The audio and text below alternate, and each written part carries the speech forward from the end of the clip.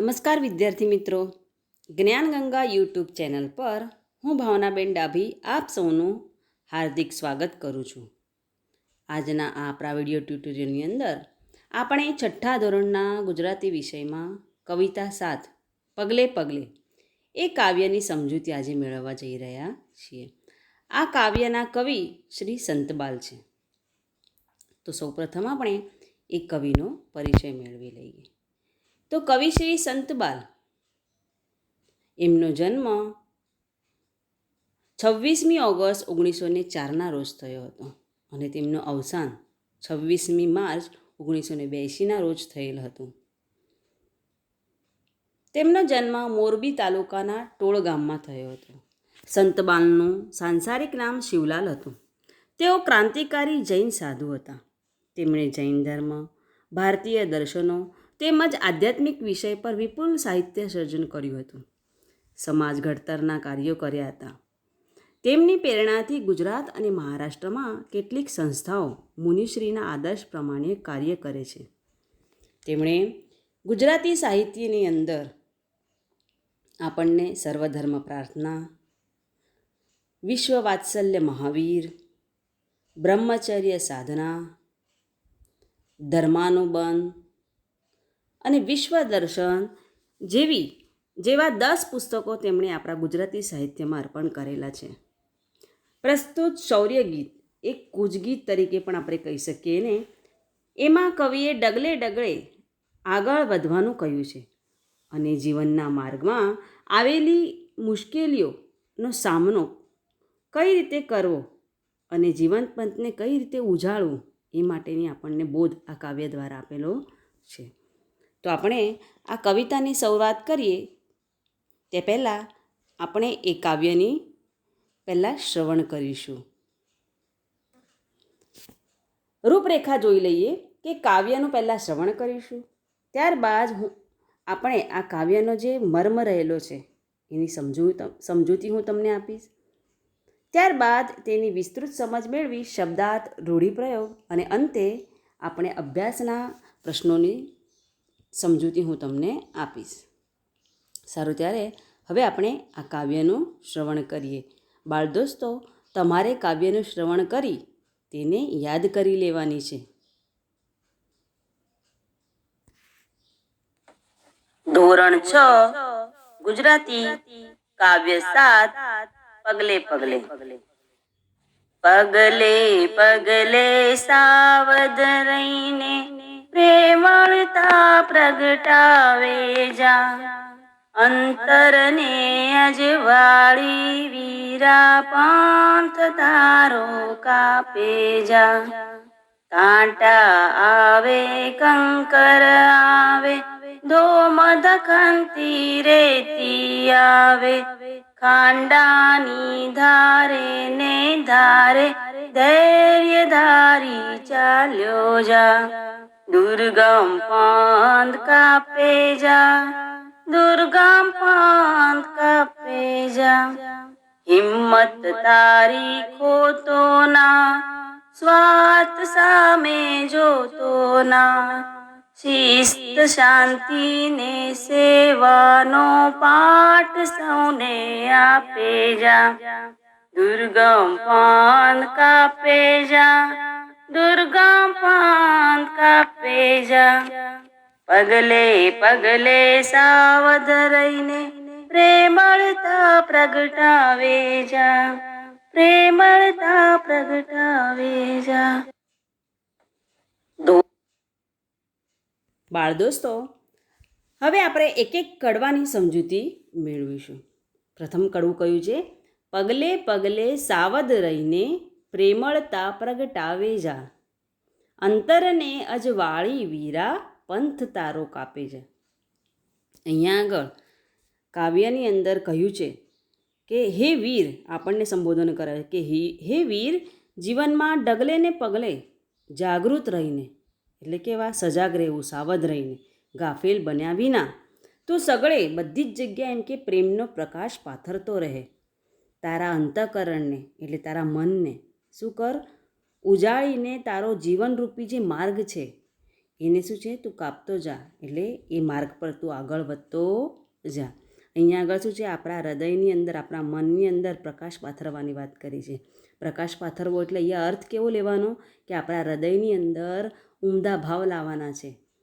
આપણી અંદર જે રહેલા દ્વેષ ભાવ છે, ગુસ્સો છે, વેર ભાવ છે, એ બધાને કાઢીને આપણા હૃદયની અંદર સદ્ગુણોનો ભાવ લાવવાનો છે કે જેથી કરીને આપણે શું છે બીજા માટે સારા કાર્યો કરી શકીએ. એવો અર્થ અહીંયા લેવામાં આવ્યો છે. એટલે કીધું છે કે પગલે પગલે એટલે ડગલે ડગલે તું જ્યારે પણ જીવનના માર્ગમાં આગળ વધું એટલે કેવો રહેજે, સાવચેત રહેજે, સાવધ રહેજે, ગાફેલ રહેતો નહીં. અને બધી જ જગ્યાએ તું પ્રેમને પાથરતો જા, એટલે દરેકને સ્નેહથી રાખતો જા, એવો એનો અર્થ થાય છે. એટલે અહીંયા આગળ બાળકો દ્વારા આ ગવાયેલ શૌર્ય ગીત એટલે તમારા માટે છે. માટે અહીંયા આગળ આ રીતની વાત કરેલી છે કે તમારે અત્યારેથી જ આ ગુણોને કેળવવાના છે. બીજા કડવામાં કહ્યું છે, કાંટા આવે કંકર આવે, ધોમ ધકનતી રેતી આવે, ખાંડાની ધારે ને ધારે, ધૈર્ય ધારી ચાલ્યો જા, દુર્ગમ પંથ કાપે જા, દુર્ગમ પંથ કાપે જા. હવે જો કાંટા અને કંકર, કંકર એટલે નાનો પથ્થર આપણે જે કહીએ, અને ધોમ ધકનતી રેતી એટલે શું, સખત તાપ, તડકો, અને ખાંડાની ધારે કીધું છે, બરાબર. ખાંડા એટલે શું, તલવાર. ખાંડું એટલે તલવાર થાય. તમે સૌ જાણો છો કે તલવારની ધાર કેવી હોય કે તમે સેજ જો શરીરને અડે તો શું છે, આપણને ઘા પડી જાય, આપણું એટલો ભાગ કપાઈ જાય. એટલે અહીંયા આગળ આ શસ્ત્રનું નામ આપણને આપ્યું છે, પરંતુ એના પાછળ કહેવાનો ભાવાર્થ જુદો છે. કીધું છે ધૈર્ય ધારી ચાલ્યો જા, તું તારા માર્ગમાં આગળ વધે જ જા અને ધીરજ રાખજે, હિંમત તારી ખોતો નહીં. અહીંયા આગળ કીધું છે કે તારા જીવનરૂપી માર્ગ ઉપર કાંટા, કાંટા એટલે શું, અડચણો આવશે. શું કીધું છે, કાંટા એટલે શું અર્થ લેવાનો આપણે, અડચણો આવશે. કાંકરા એટલે શું, મુશ્કેલીઓ આવશે. કે પછી ધોમ ધકનતી રેતી આવશે, એટલે ધોમ ધકનતી રેતીનો અર્થ આપણે શું લઈશું કે જીવનની કસોટી કરે એવા આકરા સંતાપો તારા જીવનમાં આવશે. છતાં પણ તું એ ખાંડાની ધારે એટલે કે આવા જે વિકટ અને કપરા માર્ગે તું ધીરજ રાખીને ચાલ્યો જા. ખાંડાની ધારે ચાલ્યો જા એટલે શું કે આવા મુશ્કેલ માર્ગ પર પણ તું શું છે, ચાલ્યો જા. મુશ્કેલ માર્ગ માટે અહીંયા ખાંડાની ધાર એવું વપરાયેલું છે. એમ કીધું છે એ કઠિન માર્ગે તું આગળ વધતો જા, દુર્ગમ પંથ એટલે કેવો, કઠિન માર્ગ, એકદમ મુશ્કેલ માર્ગ, એને તું કાપતો જા. બાળ દોસ્તો, તમે અત્યારે નાના છો, તમારા જીવનમાં અત્યારે કોઈ પણ પ્રકારના મુશ્કેલીઓ, અડચણ કે કઈ વિકટ પરિસ્થિતિ આવતી હશે તો એનો સામનો તમારા પહેલાં તમારા વડીલો કરતા હશે. એટલે તમારે અત્યારે એને તમને એ શું છે એ તમને અત્યારે ખબર પડશે નહીં, પરંતુ તમે જ્યારે મોટા થશો એટલે જીવનમાં કેટલી અડચણ, મુશ્કેલ તમને પડશે, કેટલી આકરી કસોટીઓ તમારે આપવી પડશે. તો એ સમય માટે તમારે તૈયાર થવાનું છે. એટલે અત્યારે તમને એની તૈયારી સ્વરૂપે આ કવિતા તમને કીધી છે કે તમારે શું કરવાનું છે કે જીવનમાં આવું બધું આવશે, પણ એવા સમયે તમારે નાસીપાસ થવાનું નથી, પરંતુ એ મુશ્કેલ માર્ગ ઉપર પણ તમારે આગળ વધવાનું છે. કારણ જીવન શું છે, સુખ અને દુઃખ બંનેથી બનેલી એક વસ્તુ છે આપણા માટે. એટલે શું છે, જીવનની અંદર સુખ આવશે તો એના પછી દુઃખ પણ હશે, અને જો દુઃખના દિવસો આપણે પસાર કરતા હશો તો એના પછી સુખ પણ ચોક્કસ આવશે. કહેવાય છે ને કે કોઈ પણ જો સમસ્યા હોય તો એનું નિરાકરણ હોય. એટલે જીવનમાં જો તમારે કોઈ મુશ્કેલી આવશે, સમસ્યા આવશે તો એનું નિરાકરણ ચોક્કસ હશે. તો એવા સમયે, એ મુશ્કેલીના સમયે તારે શું છે, ધૈર્ય ધારીને એટલે ધીરજ રાખીને તારે આગળ વધવાનું છે. એ વખત હિંમત ખોઈ બેસાય નહીં. અહીંયા આગળ એ હિંમત માટે એક ઉદાહરણ, સત્ય ઘટના યાદ આવે છે, તમને જણાવું કે વાસ્તવિક વાત છે. ઉત્તર પ્રદેશનો આ પ્રસંગ છે જે છાપાની અંદર આલેખ સ્વરૂપે આવેલો હતો. એની અંદર એને કહેવામાં આવેલું હતું. હવે ઉત્તર પ્રદેશના એક ભાઈ હતા, એમને ખૂબ જ બીમાર રહેતા હતા. એટલે એમને બધા રિપોર્ટ્સ કઢાયા. ડૉક્ટરે એમ જણાવ્યું કે અમને જીવલેણ બીમારી થઈ છે. એટલે એમના પત્નીને આ વાત ખબર પડી એટલે એમણે શું કર્યું કે પ્રયત્નો કર્યા કે એમને એમાંથી એ પરિસ્થિતિ ખૂબ માપની હતી એ લોકોને. એના કારણે બિચારા એ જે જીવલેણ બીમારી છે એનો ઈલાજ કરાવી શકે તેમ નહોતા. પરંતુ એ ડૉક્ટરે કીધું કે તમે લોકો 10,000 ઇન્સ્ટોલમેન્ટ ભરીને તમે આ દવા ચાલુ કરાવી શકો છો. આમ કરતાં કરતાં એ ઇન્સ્ટોલમેન્ટ ગમે તે કરીને ભરવા લાગ્યા બિચારા. અને જ્યારે એના પતિને ખબર પડી કે મને આવી જીવલેણ બીમારી થઈ છે, એ જીવનથી નાસીપાસ થઈને મરવા માટે જઈ રહ્યા હતા. પરંતુ એ વખતે એમના સગાવાલા, એમના મિત્ર અને એમના પત્નીએ શું કર્યું, એમને હિંમત આપી. જીવનની આવી કપરી પરિસ્થિતિમાં હાર માનવાની નહીં એવી એમને સમજ પાડી, ધીરજ રાખવા કહ્યું. ત્યારે જતા દિવસે એમને ખબર પડી કે એમના જે રિપોર્ટ્સ હતા એ બધા કેવા હતા, ફેક હતા. એ જે લેબ હતી આખી ખોટી જ હતી. અંદર બેસેલા ડૉક્ટરો હતા એ ડૉક્ટર નહોતા, એ લોકો આ ધંધો કરતા હતા. તો હવે એ સમયે જો એમને એવું ધારી લીધું છે કે મને જીવલેણ બીમારી થઈ છે તો હું મરી જાઉં, હિંમત ખોઈ બેઠા હોત તો શું થયું હોત કે એમને પોતાનો જીવ ગુમાવવો પડ્યો હોત અને તેમના પત્ની અને તેમના બાળકો અનાથ થઈ ગયા હોત. એટલે અહીંયા આગળ આપણે આ જે વાસ્તવિક ઘટના પરથી સમજ શું મેળવવાની છે કે જીવનની અંદર ગમે એવી મુશ્કેલ પરિસ્થિતિ આવે એ સમયે આપણે ધીરજ રાખવાની છે, હિંમતથી કામ કરવાનું છે અને મુશ્કેલીનો સામનો કરવાનો છે. બરાબર ને બાળ દોસ્તો? હવે આપણે આગળનું કડવું સમજીએ. હિંમત તારી ખોતો ના, સ્વાર્થ સામે જોતો ના, શિસ્ત શાંતિને સેવાનો, તું પાઠ સૌને આપે જા, દુર્ગમ પંથ કાપે જા. હવે શું કીધું છે? મેં હમણાં કીધું એ પ્રમાણે જ કે હિંમત તારી ખોતો નહીં, કોઈ દિવસ હિંમત ખોવાની નહીં. કહેવાય છે કે હિંમત એ મરદા તો મદદે ખુદા. જો આપણે પોતે હિંમત રાખીએ તો આપણી મદદ કરવા ભગવાન પોતે પણ આવે. પણ આપણે જો ટૂંટી વાળીને બેસી જઈએ અને આપણે જો હિંમત હારી જઈએ કે કશું જ નહીં થાય કરીને બેસી જઈએ તો આપણી મદદ કોઈ જ કરી શકે નહીં. માટે આપણે હિંમત રાખવાની જરૂર છે. અને બીજું શું કીધું છે કે સ્વાર્થની સામે જોવાનું નહીં, એટલે નિસ્વાર્થ ભાવે આપણે શું કરવાનું છે? જીવનની અંદર કાર્યો કરવાના છે. કોઈ પણ કામ કરીએ એટલે એના પાછળ આપણો સ્વાર્થ જોવાનો નહીં, પણ આપણે કર્મ કરે જવાનું આપણું. એટલે કીધું કે તું તારી હિંમત હારીશ નહીં, તારા સ્વાર્થ સામે જોતો નહીં, નિસ્વાર્થ થજે, એવું જીવન જીવજે જેથી સૌને તારા જીવનમાંથી શું થશે? શિસ્ત, શાંતિ અને સેવાનો તો પાઠ આપી શકું. તારું જીવન એટલું આદર્શ બનાવજે કે લોકો તારું ઉદાહરણ આપે કે કેટલું શિસ્તબદ્ધ જીવન, અનુશાસનવાળું જીવન જીવતા હતા. જીવનની અંદર નીરવતા, શાંતિ હતી, એટલે કોઈ પણ જાતના ઉધામાં નહીં એમ, અને સેવાભાવી હતા.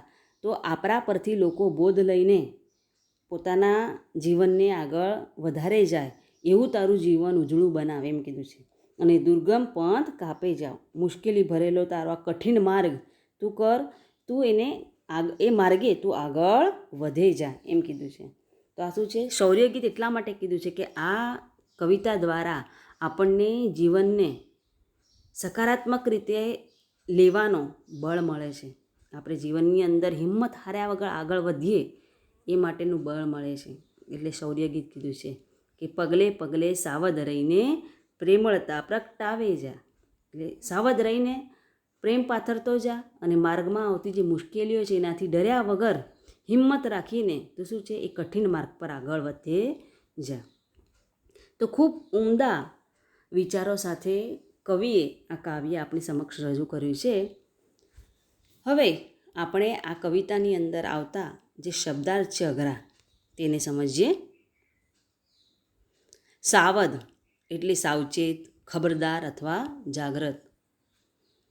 પ્રેમળતા એટલે શું? પ્રેમ ભાવ અથવા પ્રેમપણું, પ્રેમ ભાવ રાખવાની વાત કરી છે. આપણા હૃદયમાંથી શું છે? ઈર્ષ્યા ભાવ, વેર ભાવ એ બધા કાઢીને કયો ભાવ લાવવાની વાત કરી છે? પ્રેમ ભાવ લાવવાની વાત કરી છે. એને કહેવાય પ્રેમળતા.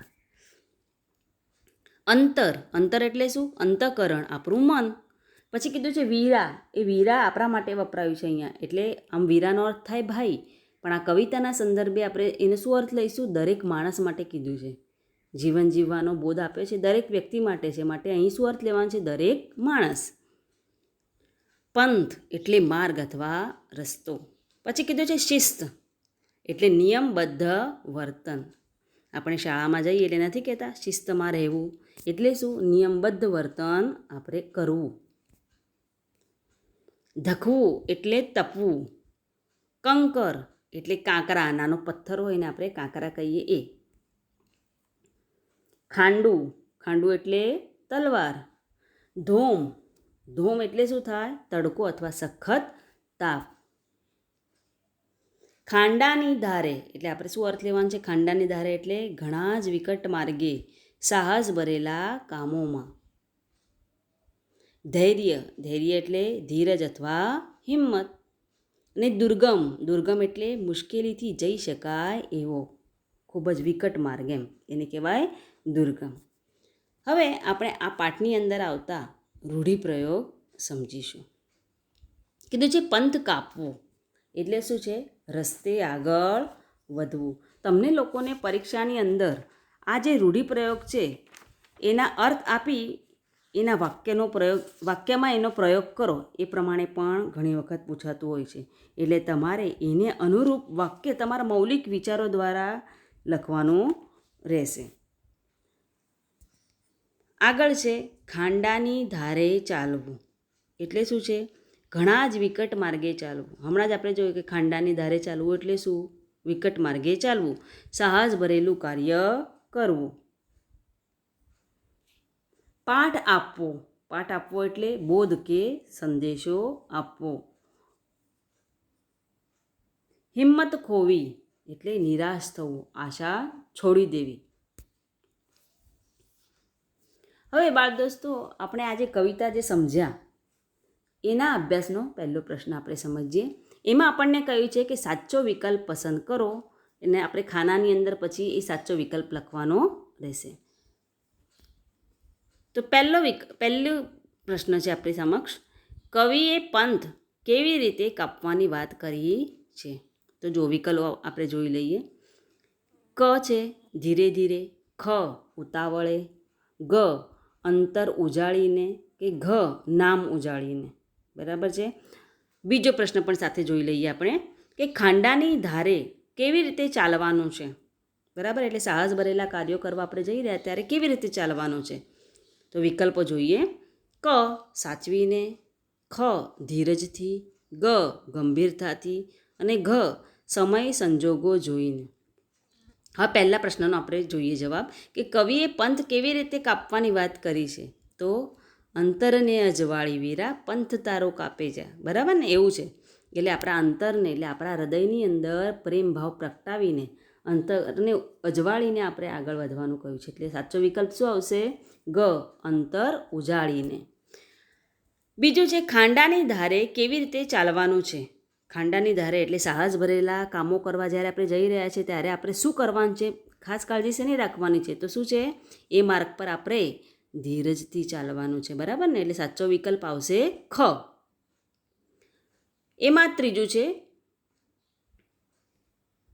કે કવિ કોને ઉજાળવાનું કહે છે? તો ઓરડાને, ખ શેરીને, ગ અંતરને કે ઘ ગામને. તો કોને ઉજાળવાની વાત કરે છે?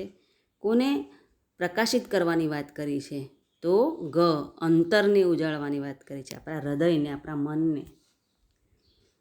ત્યાર પછી આપણે અભ્યાસનો પ્રશ્ન નંબર 2 જોઈએ. નીચેના પ્રશ્નોના ઉત્તર એક એક વાક્યમાં આપો. તો પહેલો પ્રશ્ન છે, કવિ સ્વાર્થ સામે જોવાની ના કેમ કહે છે? તો કેમ કીધું છે? નિસ્વાર્થ ભાવે જીવવાનું કેમ કહ્યું છે? જેથી કરીને લોકો આપણા જીવન પરથી બોધ મેળવી શકે. કઈ બાબતનો બોધ મેળવવાની વાત કરી છે? તો શિસ્ત, શાંતિ, બરાબર છે, અને સેવાનો માટે. તો જવાબ શું લખીશું આપણે? કે કવિ સ્વાર્થ સામે જોવાની ના કહે છે કારણ કે માણસે નિસ્વાર્થ બનીને જીવવું જોઈએ, જેથી બીજાને શિસ્ત, શાંતિ અને સેવાનો બોધ મળી રહે. પ્રશ્ન 2 છે, રસ્તે ચાલતા વચ્ચે શું શું આવે છે? તો આપણે જોયું શું આવે છે? કાંટા આવે, કંકર આવે, ધોમ ધકનથી રેતી આવે. બરાબર ને, જો કડવું કર્યું હોય તો એના આધારે પણ જો કવિતા તૈયાર કરી હોય તો તરત આપણને કડવું યાદ આવે અને આપણે લખી શકીએ. તો જવાબ શું લખીશું? રસ્તે ચાલતા વચ્ચે કાંટા, કાંકરા અને તડકામાં તપેલી રેતી આવે છે. બરાબર, તો આપણે આ પ્રમાણેનો જવાબ લખીશું. પ્રશ્ન નંબર 3 છે, કવિ સૌને શું આપવા કહે છે? તો શું આપવા કહે છે? બોધ આપવાનું કીધું છે. કઈ કઈ બાબતનો? કવિ સૌને શિસ્ત, શાંતિ અને સેવાનો પાઠ અથવા બોધ આપવાનું કહે છે.